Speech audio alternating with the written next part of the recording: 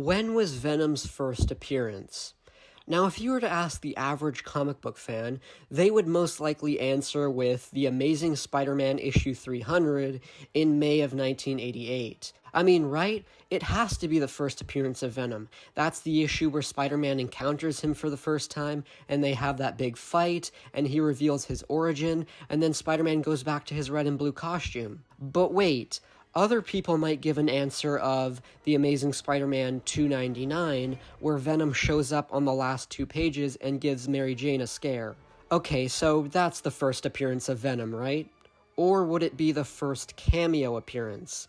See, this is where the notion of cameo appearance comes from. Characters who first appear in only a few snippets before they make their first full appearance, say in the next issue. This is what happened in the case of Venom. If you were to look at Venom's Wikipedia page, under his first appearance, it lists ASM 299 as the first cameo appearance and ASM 300 as the first full appearance. Now, personally, I think the idea of a cameo appearance is a bit unnecessary. Even Todd McFarlane, the co-creator of Venom, had this to say about it in an interview. Some collectors think Venom's first appearance is in 299. What's your opinion on whether a character appears should be considered a first full or not? Well, it's interesting, and I'm going to age myself a little bit, because you seem like you're way younger than me. In the Price Guide books and in Wizard, as a matter of fact, if you even look at probably that one that you have behind you, at the beginning, they used to put 298, 299, I forget which one it was, maybe it was both, where I did a couple panels of them. And they used to actually mark those as the first appearance. And then it was years later where they actually decided to edit that and change it that his first full appearance is issue 300. We're talking Venom. And those other issues prior were cameos. I think that's what they titled them. It would be a little frustrating if I was a collector because I was buying what I thought was the first appearance and you were valuing it as such for years. And then you decided to change it, right? And because I remember there was a time where, I was working at Image and I was like, wow, Spider-Man 300, why? Seems like that book keeps going up. And I understand that, it has something to do with my beginning of my career and it's an anniversary book, but that was true the whole time. So what was it that was given the extra kick? And then somebody said, oh, Todd, they've changed it. That's now considered Venom's first appearance. And I'm going, oh, okay, well, that meant that now that makes sense. I guess it depends what Price Guide book you look at. CGC, I think, follows those norms. So if you have a label that says first appearance, you take it as gospel and that's it, right? So you can't fight the system sometimes. So I think the idea of saying that ASM 299 was Venom's first cameo appearance is kinda ridiculous. In my opinion, if a certain character appears in a comic for even just a few panels for the first time, it should be considered the first appearance of that character. But now let's get back to my original point. There's some that even consider ASM 298 as Venom's first appearance, as he did appear in the last few panels of that issue. Now this is something that is also debatable, as we don't actually see his whole body, just his arms and part of his face in the shadows. But wait, what if we separate Eddie Brock from the symbiote?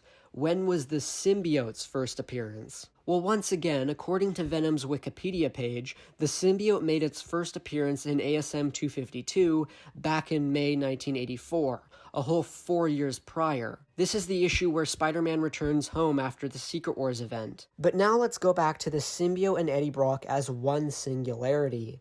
Even before ASM 298, you could technically say that Venom first appears in Web of Spider-Man 24, which was over a year before ASM 300. In this issue, we see a hand grab Peter's foot, causing him to fall off the side of the building. This hand is Eddie Brock's hand. So is this the first appearance of Venom? Well, maybe not, because a few months before, in Web of Spider-Man 18, we see a mysterious person push Peter Parker onto the train tracks, which once again was Eddie Brock. So this complicates things even further. We now have 6 different comics that can all be considered the first appearance of Venom.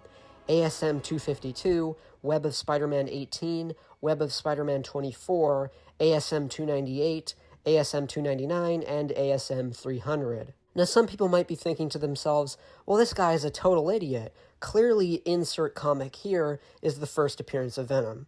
And sure, you can totally think that, but the point I'm trying to make is that the history of Venom's first appearance is very complicated, and is something that I find very fascinating. Now, what do I personally believe is Venom's first appearance? Well, in my opinion, that would be ASM 298. Why? Well, because Web of Spider-Man 18 and 24 feel very minor to me, and 298 feels more official. Web of Spider-Man 18 and 24 feel more like hints of Eddie Brock than actual appearances, and the fact that you can see part of Eddie's face in 298, and it's confirmed that he now possesses Spider-Man's black costume, pretty much seals it for me. However, if you were to disagree and say that 299 is the first appearance, I wouldn't even argue with you. Now, there's also a different argument regarding what is Venom's first cover appearance, meaning which comic book did he first appear on the cover. This is often debated as either ASM 315 or ASM 316. The majority would probably say 316, as his face and whole body appear on the cover. However, 315 features Venom's head on the cover. Now, I personally consider ASM 315 as the first cover appearance of Venom, but once again, I can understand the side of people who say it's 316. Now, here's the questions I'm posing in this video.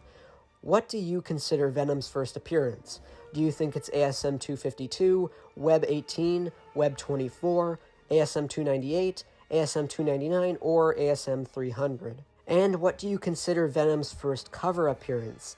ASM 315 or 316? Now, there are no wrong answers. This is completely your own opinion. And honestly, it really doesn't matter which is considered the first appearance. As long as you do your research of what is officially considered the first appearance, you can still find satisfaction in owning a copy of ASM 299.